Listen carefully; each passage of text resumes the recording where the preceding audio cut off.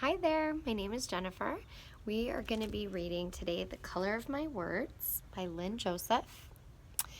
It is a sunny day in Southern California, so I am covering my face from the sun a little bit, so hopefully you can see me. And we are on The Colors of Power. So grab your book, let's go ahead and read along. The Colors of Power. It's an election year. The loudspeakers blare. The colors of the candidates are painted everywhere. Purple for one, red for another, white for the man my mother cheers. The colors of power painted on rocks, on lampposts and trees and passing trucks. Fiesta balloons and merengue tunes, sweet promises, smiles, and silvery moons.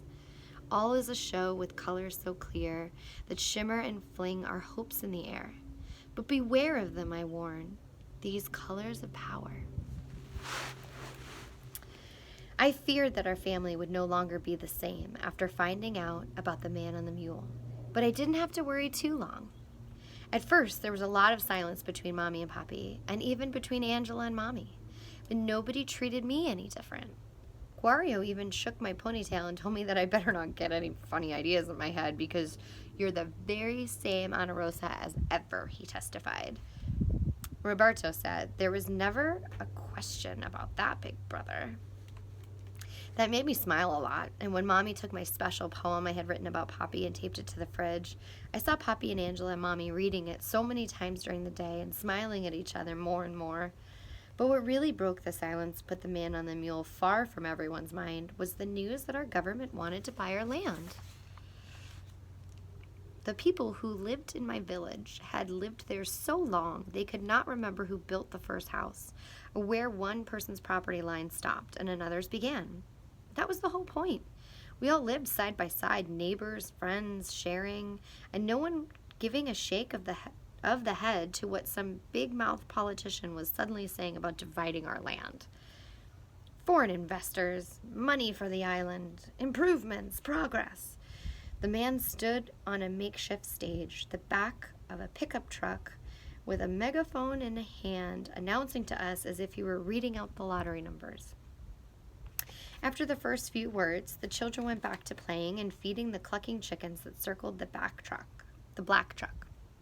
Me, I climbed right up my gree tree to watch in case something interesting was going to happen. Nothing did. But later that evening, I sat at our kitchen table and listened as Papi told Guario what the man had said. Papi slammed down his glass of rum and coke more than a few times in between the telling, and Mommy kept shaking her head and mumbling, Dios mío, under her breath, so I knew something bad was going on. But Guario didn't seem worried. He can't make us leave our homes, he said slowly, as if explaining the ABCs to Mommy and Papi. Everyone here, all our families have lived on this land for more than the amount of years needed to own it. We are the owners of this land. They can't sell it unless we let them. It's the law. Guario was so sure about this that when the neighbors gathered on the porch later to talk about it, they appointed him the official spokesperson. Guario, you talk to this local man and tell him we don't want to sell, said Papi. Well, interrupted Mommy, some people might want to sell. We don't know that. Then Senor Garcia spoke up. I am sure that if someone wants to buy, they want to buy it all. Not a piece here and a piece there. It was agreed that our whole village would join together to announce that we were not interested in selling. So, Guario met the government man, Mr. Moreno. He reported that Mr. Moreno had shaken his head during the entire conversation, and at the end, Mr. Moreno's answer was that he had bigger fish to fry. What does that mean? Demanded Papi. Guario shrugged, but there was a worried frown on his face. For the next few weeks, we all forgot about Mr. Moreno, went about our business. It was an election year, and the grown-ups were busy making signs and holding talks, and the teenagers were busy going around with cans, painting up everything they could find in the colors of their favorite candidates. Soon, the whole of Sosua and my village were blooming purple and red and white rocks, fences, palm trees, and walls. Nothing was safe from the painters, who were said to be armed by the government men themselves with innumerable paint cans. The people were also coming up with slogans and hand signals to identify each candidate. So wherever you went in the streets, people were giving each other their signal. And the hail of cheers would erupt. Me, I didn't pay too much attention. I went to school, and I helped Mommy and Angela in the house, and I wrote in my notebooks that Glorio gave me. I was close to putting away my longing for Angel and accepting the idea of Angel and Angela as novios. The fact is, I had bigger fish to fry too. I was busy being as much me as possible, given the recent news that I was someone else. And, more important, my 13th birthday was coming up, and I knew that Glorio, Mommy, Papi, and even Roberto and Angela were planning a special surprise. What is it? I begged them to tell me. But they said, just wait, Carino, you'll see. I didn't dare to hope for anything. And the truth is that anything would have been great because I had never gotten a birthday surprise before. There was never money for presents, at least not regular type presents wrapped in paper and bows. Instead, on birthdays, Papi might make you a sand sculpture that was so perfect you didn't want the sea to ever wash it away. Or Mommy might bake a special cake with lots of real frosting. Or we might have a day to do whatever we liked, like stay on the beach until the stars came out, which is almost always my choice. I began preparing for my new year by writing in the notebook of all the things I had learned while I was 12 and all the things I wanted to accomplish during 13. I wrote about how I could dance salsa and merengue and write poems and stories to read out loud, and how my Papi was even more special than before. Then, I wrote about how I wanted to learn to windsurf like Roberto and the boys on Cabarete Beach. I wanted to learn English better, and I wanted to write more poems and stories. And most of all, I wanted to help Glorio find his future. This one was the hardest, but it was always on my mind. Once I asked Glorio what that meant, a future, and he said, it's something special you do with your life. I always wanted to tell Glorio that he was already doing something special with his life by being my brother, but I didn't think he would count that. Deep down, I believed that Glorio felt he had lived up to the great Taino chief he was named after, Glorio Cuya. From the time I was little, Mommy used to tell us the story of Glorio Cuya, and who had defied the Spanish conquistadors and conquered them in battle after battle, disguising himself as a rock, a tree, or a river until eventually the king and queen of Spain wanted to give him a title. But Glorio Cuya said no, he did not want a title, just freedom. The Spanish said, okay, you can have freedom. But what they didn't realize was that Glorio Cuya had it all along. It wasn't something for them to give. And Glorio Cuya lived all his days in total freedom. It was the same with my brother. Just as Glorio Cuya fought so hard for freedom, my brother was fighting for a future. When Mr. Moreno showed up again in the back of his pickup truck, everyone in our village thought the same thing. Where's Glorio? Papi sent Roberto down to Rocco's cafe to fetch him. In the meantime, Mr. Moreno was handing out pieces of paper to the people. Mommy and Papi got one, and they began shaking their heads. There was groans from the women and men who were muttering all sorts of bad words under their breath. Glorio came striding up, his face glistening with sweat. Everybody moved back to let him walk through the crowd to the truck. And along the way, someone put one of the leaflets in his hand. Well, I have to say that I had never seen Glorio's face get so dark and angry in my life as it did when he read it. But Glorio could say a word. Mr. Moreno held up his hand and started talking through his megaphone. There were a lot of words I didn't understand, but the ones I did scared me to death. Like words like the government owns this land, and the government has the right to sell it to whomever it wants, and the government is selling it now to a big company for them to build hotels, and this would benefit everyone with more jobs and more tourists. But everyone would have to move immediately. That was what I understood, and that was enough. I ran as fast as I could over to my gree-gree tree and climbed up, high in the green leaves. I could still see the man and hear his voice, but now he was just a speck far below, and he was not as scary. I felt much better. I wondered if perhaps Guarocuya felt the same way from on top of the mountain. He could look down the Spaniards and feel that they weren't so scary from way up high. Well, I was glad I was in my gree tree, because this time plenty of things happened. Guario held up his leaflet and tore it slowly in half right in front of Mr. Moreno's face. Then he tossed the pieces carelessly into the back of the pickup, as if they were nothing but trash. On that gesture, the history of our neighborhood pivoted. Before that, we were a frightened village afraid of losing our land. After that, we became a village of rebels fighting to keep our homes. Mr. Moreno just stared at Guario at first, and then he picked up his megaphone. But no one could hear a word because we all began booing him. Boo! Then, one by one, each man and woman, and even the children, began tearing their leaflets in half and throwing the pieces into the truck. Mr. Moreno kept wiping his brow. When everyone quieted down, he raised his megaphone again and said, "I understand how you feel, and your president understands too. Believe me, he is doing this for you. With new hotels, there will be more and better jobs for all of you. There will be more tourism, more money for everyone. We want our homes," shouted somebody. Then Guario spoke up. "Mr. Moreno," he said loud and clear, "we are not moving from our homes and from the land that belongs legally to our families." The people cheered. Mr. Moreno shook his head. "The land is already sold," he shouted.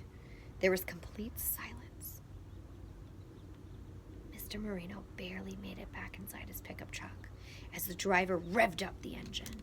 But the government men couldn't go anywhere because a bunch of people had moved in front of the truck. Some boys began jumping on the bumper and shaking the truck. Mr. Moreno rolled up his windows. Others began hitting the sides of the truck with sticks. The truck eased its way slowly down the road, and when at last it turned out of the neighborhood, it was still being followed and booed. On our porch that night, everyone had questions, and no one had any answers. Someone suggested we go to the courts. "Too corrupt," Senor Garcia said. "We'd never win because all the judges are on the president's side." "But where would we move to?" cried Senor Garcia. This was the fear that was on everyone's mind. These homes were all we had. I knew for certain there was nowhere my family could go. No relatives who would take us in, no money to buy a home or land anywhere else. Nothing. Finally, Guario came up with an idea. He told us that the government would not listen to anything we said unless it affected its own interests. And now we were so close to the election, the government's main interest was to look good to its citizens. We could spread the word throughout the island of what the government wants to do to us, and maybe we can convince enough people that if we don't stand up for this, then no one's property will be safe on the island. Mommy was shaking her head. "If they find out you are behind this, Guario." "Mommy said we're all behind it." And everyone on our porch, all the families whom I have known since I was born, said, "Yes, we're all in it together." And so, our small rebellion began. But we had no idea it was a rebellion at all. We were just a bunch of neighbors who wanted to keep the same houses where we had lived, and our parents had lived, and our grandparents had been born. As for me, I mostly wanted to keep my gree tree. For the next 2 weeks, I watched and listened to everything. When there was meetings, I sat on the floor next to Guario's chair and felt comforted by his leg touching my shoulder. Everything would be okay. The people asked me to write an article which could be sent to the newspapers. Guario spoke, and I wrote down his words. Then I fixed it up so it read like a real story with a beginning, a middle, but with no end. Instead, I put a question. What will they do next? Someone typed up the article at an office and made hundreds of copies. It was amazing to see something I had written look so neat and official. Everyone liked the article except for Mommy. When she saw it, she started to cry, and I knew it was because of those rocks in the river she was afraid of. The ones that I was supposed to slip softly over until I got out to that big sea far from our island. "It's all right, Mommy," I said. "We have to do this." "No, Carino," she whispered, "not you. You are to write lovely poems and stories, remember? I hated making Mommy so unhappy. I felt guilty walking through the house and seeing her worried eyes following me as if she thought I would disappear tomorrow. I couldn't explain to Mommy that although I loved writing poems much better, I had to write this article instead. I wanted Guario to be proud of me. Deep down, I wasn't writing the article for any other reason, and it made me so sad to realize I would hurt Mommy to show off for Guario. I tried to argue with myself and say this wasn't true. Guario had told us that our words were all we had, since our legal ownership of the land came from possession and not sales papers. We must fight them with our words, he had told us. And that's what I'm doing, I said to myself. When the 3 daily newspapers printed my article almost word for word, Mommy stopped speaking and became a silent shadow, slipping in and out of the spaces of our lives, which are now completely consumed with our battle. Then, reporters came to see us, and they took pictures of Guario in our homes and wrote stories that had the finest words I'd ever seen. They described Guario a perfect leader of his people. They said he was the future for all of us Dominicans because he showed us how to stand up and fight. It was clear to me, even if not to Guario, that his future was right here in the front of his face, and not some far-off idea he might have. Guario didn't need a future. He was the future. While I was thinking these lofty thoughts, Guario was very busy. He still went to work every day at Rocco's Cafe, but whenever he wasn't at work, he was making up speeches to groups at factories around Puerto Plata and traveling to Santiago, Santo Domingo, and Samana to talk to the people. On the night before my 13th birthday, after a long meeting on our front porch, I couldn't sleep, so I went into the kitchen to write in my notebook. I'll talk about my birthday surprise, which Guario and the family had been planning, had stopped in the middle of our crisis. I no longer expected anything special to happen on my birthday. I'd be lying if I say I didn't mind. I did. I found Guario sitting at the table with his head in his hands. I thought he was asleep, but when I shook his shoulder, I saw that he was just staring into his hands. I sat next to him. I didn't mind that we didn't speak. Next to Guario, I felt safe and sound, so words were just extras. He kept on looking at his hands as I wrote in my notebook. After a while, he raised his head and spoke. They're coming tomorrow. Who? I asked, holding my pen in midair. The engineers building the hotel. They're coming tomorrow to start their measurements. And they're coming with Guardia. But how can they? I asked. Everyone is on our side. The newspapers, the workers, practically everyone on the North Coast. Guario nodded his head tiredly. Yes.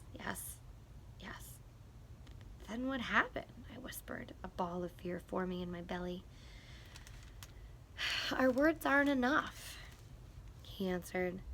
We're just soldiers of words. And them, they have everything. Money, contracts, and bulldozers, and guns. But words can do anything. You said so yourself. I was wrong. It's people who can do anything. Guario sounded worn out. Words are just the inventions of people, and they stand for nothing but what people decide they'll be. I looked at Guario. Was this my brave big brother speaking? The one who told us we must fight with words? Was he giving up? My heart fell 1,000 feet, and I wanted to shake his shoulder and shout, No! It's words that can get people to do anything. Words are better than any bulldozer or gun. But all I said was, so what do we do now? We protect our homes, he answered. How? I demanded. The only other way, when words stop working. All kinds of things flew through my head. Was he talking guns? No way, I said to myself. No way Guario would talk guns. Then what? I was so busy being angry that I almost didn't hear him whisper. Oh God, Ana Rosa. I hate what we're going to do. This should not happen. The agony I heard in his voice sucked me under. I felt as if I had been slammed by a wave straight into dark sand. It was like both of us were drowning, and the waves were rushing higher and higher over our heads. and neither Guario nor I had any control over what would happen next. In the morning, Guario looked different than the man I had left at the kitchen table the night before. Guario stood tall and strong. His brown eyes reflected the light of the early morning sun as he looked steadily at the villagers from on top of our porch wall. The neighbors stood before him, holding everything from broomsticks and mop handles to rocks, broken-edged bottles, and truck tires. "Look around you," he said. "This is what you are fighting for today. Your families, your homes, your past, and the start of your futures. Let's pray for understanding instead of indifference, friends instead of enemies, generosity instead of selfishness, and most important, words instead of violence." The neighbors cheered and whistled and shouted, "See, see." Then Guario's voice softened and the crowd quieted down to hear every word. "We will fight for what is rightfully ours, and we will not give up." Every single person standing before Guario on that bright morning nodded his or her head in agreement. We all knew there was nothing to say. We had to see what would happen next. Journalists from the local newspapers squatted around the porch, scribbling down Guario's words. The crowd of villagers broke apart to go to their places. Guario passed me on the porch.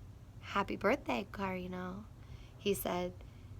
"Tonight I'm taking you out for an ice cream." I wanted to hug Guario. I wanted to throw my arms around his shoulders and never let go of him in the road in front of everyone who was waiting for him as their leader. I wanted to say, "Let's go for ice cream right now." But instead I smiled a tiny smile. My mouth could barely move, and I squeezed his hand. Guario walked away, and everything began happening fast. Papi and his amigos went to the porch next door, lugging black truck tires and cans of gasoline. Mommy called me and Angela inside and closed the windows and doors tight. She knelt down on the floor in front of our Virgin Mary statue and began praying. Angela sat on a chair, clutching her knees, her eyes closed tightly. I listened to Mommy recite the Holy Rosary and watched as her fingers moved from bead to bead. The words had a nice familiarity and quietness to them. At 8 o'clock, I heard the heavy roar of trucks groaning down our dirt road. It was the engineers and workers. I knew it was them by the noise. They started to swell outside. The boos and curses.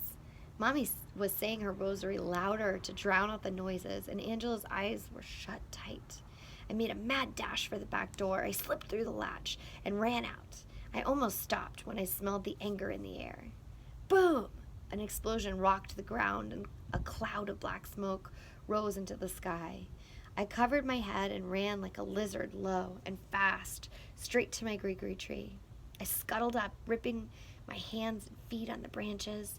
I didn't dare look down until I was safe high. Then, when I did look down, everything was crazy. Papi and Senor Garcia were pouring gasoline on truck tires and lighting them with matches. Flames shot into the air.